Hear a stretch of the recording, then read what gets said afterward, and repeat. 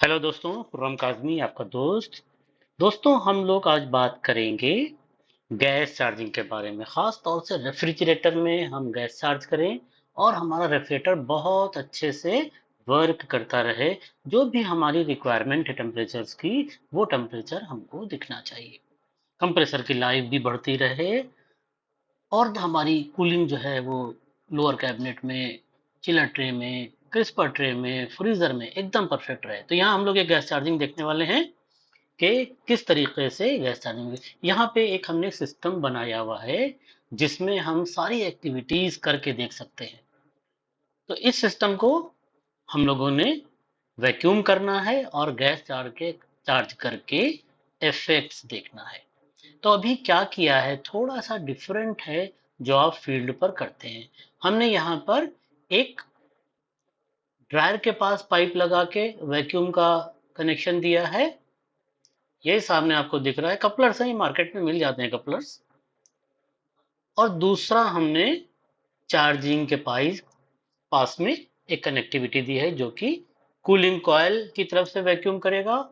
और उधर जो दिया है ड्रायर के पास, वो हमारे कंडेंसिंग कॉयल की तरफ से वैक्यूम करेगा।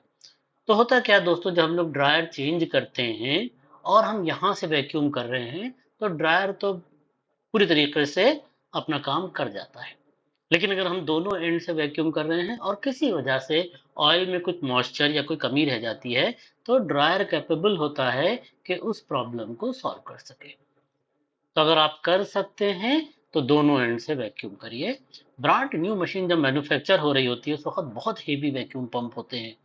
तो वो अगर एक तरफ से भी वैक्यूम करते हैं प्लस सारी केयर की जाती है, तो इतना फर्क नहीं पड़ता है। लेकिन अगर हम सर्विस में रिपेयरिंग के टाइम पे दोनों एंड से वैक्यूम करेंगे, हमेशा अच्छे रिजल्ट्स मिलने वाले हैं। तो यहाँ पे ये वैक्यूम पंप वर्किंग में है। सिंपल सा वैक्यूम पंप लगा है और डुअल हमने इसमें गेजेस लगाए हुए हैं, कंट्रोल्स हैं। फिर स्टूल का ये आपको मिल जाएगा इजीली 4 वे। ये थोड़ा स्पेशल है। ये हमने वैक्यूम को देखने के लिए, क्योंकि मेरे सिस्टम की जिंदगी, मेरे सिस्टम की जान है वैक्यूम। बढ़िया वैक्यूम पंप और बढ़िया वैक्यूम करेंगे तो 100% रिजल्ट्स जो हैं वो एकदम सुपीरियर क्वालिटी के। दोस्तों, वो सारी बातें ध्यान से निकाल दीजिए कि वो सेल्फ वैक्यूम कर लेंगे और ड्रायर के पास से निकाल लेंगे और ऐसे कर लेंगे और वैसे कर लेंगे। आपको सही काम से ही सही रिजल्ट मिलेंगे। तो ये माइक्रोन गेज है। माइक्रोन गेज आपको रीड करके बताएगा कि सिस्टम में क्या चल रहा है। अगर आप मोटा मोटा 1500 माइक्रोन से नीचे ले आते हैं तो आपका सिस्टम काम करेगा। 500 माइक्रोन से नीचे ले आते हैं, एकदम परफेक्टली आपका सिस्टम वर्क करने वाला है। माइक्रोन मतलब 9,60,000 माइक्रोन का प्रेशर यहाँ पे मौजूद है। इसी को हटाने का नाम वैक्यूम है। तो यहाँ पे वैक्यूम के लिए हमने मीटर लगाया हुआ है। अभी हम लाइंस को सारा क्लैरिटी के साथ में, हमने ये डिस्चार्ज लाइन बंद कर दी है, सारे को वैक्यूम कर लेंगे। हम अभी पंप की वर्किंग देख रहे हैं कि पंप जो है वो कब कर दी, कितनी तेजी से इसने 7,60,000 को रिड्यूस करके 3,500 कर दिया। मतलब करीब करीब 7,25,000 माइक्रोन मिनटों में इसने, सेकंडों में इसने विड्रॉ कर लिए। तो यहाँ पे आपका मीटर जो है वो तो फौरन ही जीरो पर पहुंच जाता है। लेकिन रियल में वैक्यूम आपका माइक्रोन गेज मार्केट में अवेलेबल है। माइक्रोन गेज थोड़ा कॉस्टली होता है। ये हम रिड्यूस कर करके देख रहे हैं कहीं पे लीकेज तो नहीं है। मैंने जो पाइपलाइन लगाई है, ऐसा ना हो कि हम वैक्यूम वैक्यूम कर रहे हैं और वहां पे लीकेज हो। तो हम बात कर रहे थे कि माइक्रोन गेज मार्केट में मिल जाता है, 4-4,500 का आता है। लेकिन बार गेज भी यूज कर सकते हैं, इसी तरह का गेज होगा। यहाँ पे कंपाउंड गेज में छोटी सी जगह दी है, लेकिन बार गेज में ये जगह यहां से शुरू होती है, पूरा घूम के जाने वाला है। 1200 माइक्रोन हो गया। मेरी जरूरत के हिसाब से ये पंप काम कर रहा है। अब हम सिस्टम को पंप के साथ में कनेक्ट कर देंगे। 1000 माइक्रोन। थोड़ा सा हो सकता है ये वीडियो बड़ा हो जाए, लेकिन काम भी बहुत बड़ा है ये। आपके पैसे का मामला है, आपकी इनकम का मामला है। आप जो काम कर रहे हैं कस्टमर उसको अप्रिशिएट करे, कस्टमर उस काम से खुश रहे और लोगों को बताए कि मैंने ये काम इनसे कराया तो मेरा सारा सब कुछ जो है वो बढ़िया चल रहा है। अच्छी क्वालिटी का हमेशा वैक्यूम पंप यूज कीजिए। एक छोटा सा सिस्टम बना लीजिए, हैंडी हो, जिसको आप उठा के लेके जा सकते हैं, अपनी वर्कशॉप में रख सकते हैं। तो ये सारी चीजें आपको बेनिफिट देने वाली। जितने अच्छे टूल्स होंगे उतना इफेक्टिव आपका काम होने वाला है। देखिए यहाँ पे हम लोग ये एक वेइंग स्केल देख रहे हैं। वो अंदाजे नहीं काम करते हैं कि ऐसे करके चार्ज कर दिया और इतनी देर में इतना रेफ्रिजरेंट चला जाएगा, 2 पाइप कर दिया, 3 पाइप कर दिया। एकदम आपके अंदाजे काम नहीं करते हैं, हमेशा डाउट रहेगा। अभी क्या है, 600 चार्ज कर रहे हैं आप, आइसोब्यूटेन चार्ज कर रहे हैं, क्वांटिटी बहुत कम जा रही है, 29 ग्राम, 33 ग्राम, 35 ग्राम।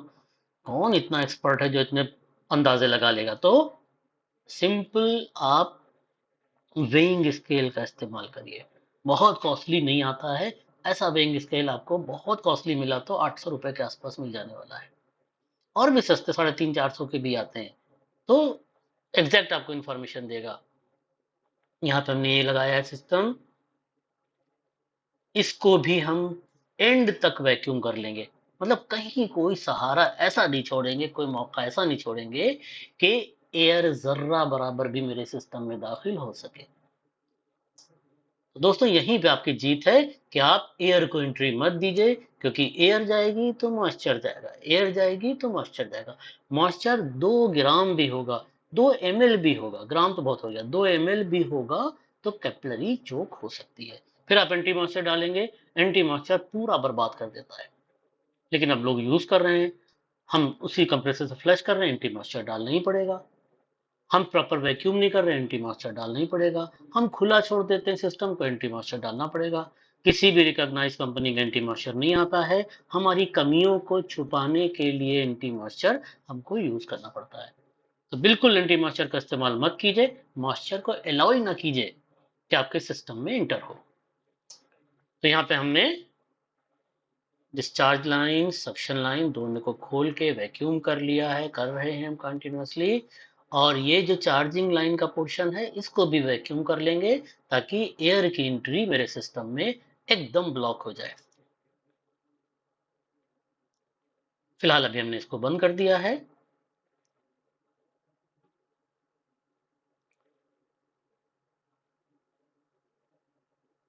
इत्मीनान से कीजिए काम को, बहुत ज्यादा जल्दीबाजी नहीं करने की जरूरत है। हमने भी सिस्टम को अलग कर दिया, वैक्यूम हो गया है जरूरत भर का। अब ये गैस चार्जिंग के लिए रेडी है। तो हमने क्या किया, एक दफा रिपीट रिपीट करते हैं। जो भी काम करना था वो किया, कंप्रेसर चेंज करना था, जो कुछ भी करना था, फ्लशिंग करना थी, नाइट्रोजन ही से फ्लशिंग होती है, और कोई तरीका फ्लशिंग का नहीं है। जो भी तरीके हैं फ्लशिंग के वो सब इनवैलिड है। प्रॉपर फ्लशिंग नाइट्रोजन से ही होती है। 100% फ्लश करना चाहिए, जरूरत नहीं है। अगर आपने सिस्टम में गंदगी नहीं जाने दी है, ड्रायर आपका काम करेगा, कोई फ्लशिंग की जरूरत नहीं है। लेकिन अगर नाइट्रोजन मौजूद है, बहुत अच्छा है, आप कंडेंसर, कूलिंग कॉइल बढ़िया से फ्लश कीजिए। तभी सारा हमने वैक्यूम कर लिया। वैक्यूम करने के बाद यहाँ तक कि हमने इस लाइन को भी वैक्यूम कर लिया, जो ये लाइन हमारे सिलेंडर में लगी है। अब हम रेफ्रिजरेंट चार्ज करेंगे। देखिए, अगर मिक्स रेफ्रिजरेंट है, मतलब 290 और प्रोपेन, प्रोपेन और आइसोब्यूटेन 290 और 600 अगर मिक्स है तो सिलेंडर उल्टा रखा जाएगा, ताकि मिक्सचर सही मायनों में सही क्वांटिटी अंदर जाए। 50-50% मिक्स रहता है। लेकिन अगर सिंगल सब्सटेंस है, 600 है, या आपके एसी में चार्ज करें 290 है, तो सिलेंडर पर फर्क नहीं पड़ता है, आप उल्टा रखिए सीधा रखिए। तो ये अभी फिलहाल सिंगल सब्सटेंस 600 है, तो सिलेंडर को उल्टा रखा, सीधा रखा गया, सॉरी। अब हम रेफ्रिजरेंट चार्ज करना शुरू करेंगे। चार्जिंग वाला पॉइंट हिलना डुलना नहीं चाहिए, इसलिए फिक्स रखिए आप हमेशा चार्जिंग पॉइंट को। अभी फिलहाल ये हमने 0 पे कर लिया है। जो भी रेफ्रिजरेंट की क्वांटिटी है, 33 ग्राम, 35 ग्राम, 37 ग्राम, वो हम यहाँ से अब एकदम तौल के चार्ज करेंगे। 2.5 ग्राम चली गई, 3.5, 4, 4.5 ग्राम। तो क्या है, एकदम एक्यूरेसी रहेगी। अब आपको बैक प्रेशर देखने की जरूरत नहीं है, आपको कोई मेजर चीजें चेक करने की जरूरत नहीं है, क्योंकि जो काम आपने किया है वो कॉन्फिडेंस डेवलप करेगा आपके अंदर कि सब कुछ ठीक चलने वाला है। कंप्रेसर कभी ओवरलोड नहीं होगा, कंप्रेसर अपनी पूरी परफॉर्मेंस दिखाएगा, रेफ्रिजरेंट अपनी पूरी परफॉर्मेंस दिखाएगा, कूलिंग इफेक्ट जल्दी आएगा, सारी चीजें जो हैं वो आपकी मर्जी के हिसाब से ही होंगी। तो आहिस्ता आहिस्ता चार्ज करते हैं, जल्दीबाजी कोई नहीं है, 10 मिनट एक्स्ट्रा लगेंगे लेकिन 10 साल इसकी जिंदगी बढ़ जाने वाली है। 25 ग्राम हो गया, 26 ग्राम हो गया, तो एकदम एक्यूरेट तौल के आप चार्ज कर रहे हैं, आधे आधे ग्राम का भी ख्याल रख रहे हैं। अच्छा, 600 बहुत ज्यादा चार्ज नहीं होती है, आपके ऊपर लिखा होगा वहां पे कि 31 है, 35 है, 33 ग्राम है, तो आप उसी हिसाब से इसको एक्यूरेटली चार्ज कर सकते हैं। क्योंकि यहाँ ओपन यूनिट में चार्ज कर रहे हैं तो अप्रोक्सीमेट हम लोग आपका 33, 35, 33, 34 इसी के आसपास जो है वो रेफ्रिजरेंट चार्ज करेंगे। तो पूरा इसमें 35 ग्राम रेफ्रिजरेंट चार्ज किया गया है। अब सारी चीजें एक तरफ, लेकिन परफॉर्मेंस 100% बढ़िया, 0.2 एम्पियर ले रहा है और कूलिंग स्टार्ट हो गई है। आप यहाँ पे कूलिंग देख सकते हैं, ये आपको दिख रहा है बहुत क्लियरली कि फर्स्ट क्लास कूलिंग यहाँ पे स्टार्ट हो गई है। कोई डाउट नहीं कि ये -18 -20 से नीचे नहीं जाएगा। तो दोस्तों, अच्छे से काम कीजिए, बढ़िया पैसा कमाइए, अपनी चीजों को सिस्टमेटिक रखिए। एक आपके पास बढ़िया गेज का सिस्टम होना चाहिए, बढ़िया वैक्यूम होना चाहिए, बढ़िया थर्मोमीटर होना चाहिए, बढ़िया मल्टीमीटर होना चाहिए। ये सब मिलके आपको बढ़िया रिजल्ट्स देंगे। तो बढ़िया से काम कीजिए दोस्तों, और पैसा कमाइए।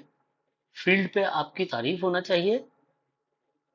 आपको कभी भी डाउट नहीं होना चाहिए कि जो मैंने काम किया है ये चलेगा कि नहीं चलेगा।